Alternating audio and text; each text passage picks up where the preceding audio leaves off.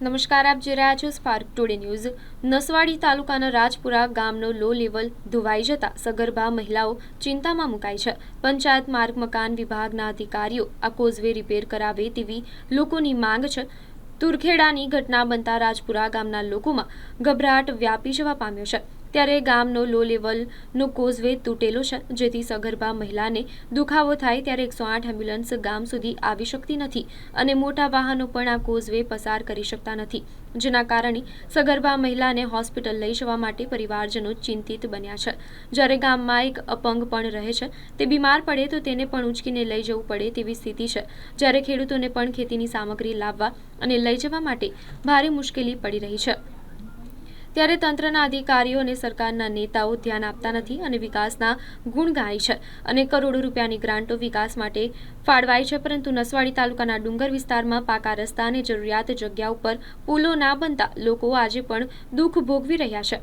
જ્યારે તુરખેડામાં બનેલી ઘટનાને લઈ આ ગામના લોકો પણ ચિંતામાં મુકાઈ ગયા છે। જ્યારે અધિકારીઓ પણ કોઈ ઘટના બને અને કોઈનો ભોગ લેવાય તેની રાહ જોઈને બેઠા છે। ત્યારબાદ રિપોર્ટ પાછળ અધિકારીઓ દોડતા થશે અને કાગળ ઉપર તપાસ પતાવી દેશે, જેને લઈ પાણી આવતા પહેલા પાડ બાંધે તે જરૂરી બન્યું છે અને જિલ્લા કલેક્ટર અને જિલ્લા વિકાસ અધિકારીઓ ઓફિસોના ચેમ્બર છોડી નસવાડી ડુંગર વિસ્તારના ગામોની મુલાકાત લે તેવી લોકો માંગ કરી રહ્યા છે। આ બિલકુલ ચાલતા નહીં, કઈ નહીં, એટલે ઉચકીને લીધું પડે। ડિલિવરી વાળી બેન એ હોય ઉચકીને લીધું પડે। આ નારું તૂટલું છે, એ વર્ષોથી જ આવી પરિસ્થિતિ આવે છે અમારે સાહેબ। આ સરકારને એવું કહેવાનું કે જલ્દી અમારું આ નારું બંધાવી દે, ગાડી ના આવે। અમારી બાઈકો તો કોડી બોરિયાદમાં રહે। આની સમસ્યા એવી છે કે અવારનવાર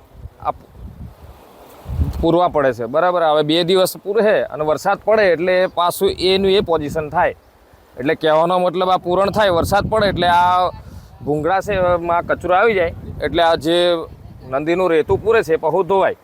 એટલે કહેવાનો મતલબ આ હવે ખેતીનો મોસમ છે, હવે અમારે ખેતી કરો, બળદ અહીંયા સરખી એવી પોઝિશન નહીં, આ બાજુ વધારે પાણી છે અને ટ્રેક્ટર બી જાય એવી પોઝિશન નહીં। ટ્રેક્ટર કદાચ લઈને જાય અને અંદર ફસાય તો એ બી પ્રોબ્લેમ થાય છે।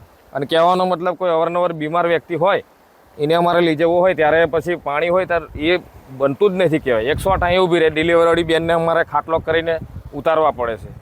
ઉંમરલાયક માણસ બીમાર પડે કે કોઈ બી એવી સમસ્યા આવે કે એટલે પછી અમારે આ રીતનું પછી કંઈકનું કંઈક આયોજન કરવા પડે।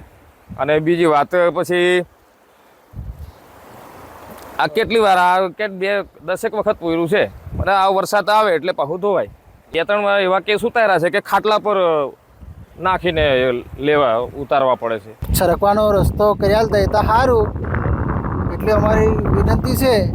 અને બહારથી મટીરિયલ કોઈ લઈ આવતા નહીં, અહીંથી રેટું પૂરીને કરી આલે છે, પણ એટલું પૂરી આલતા હોય તો સારું। કોઈ જગ્યાએ સરકાતું નથી, બોરિયાદ ગાડીઓ મૂકીને આવીએ છીએ અમે। અમારે બહુને 7મો મહિનો બેઠો છે હમણે, અને પછી ના દવાખાને લઈ ગયા હતા, અમે કેવી રીતે એને લઈ ગયા સાહેબ?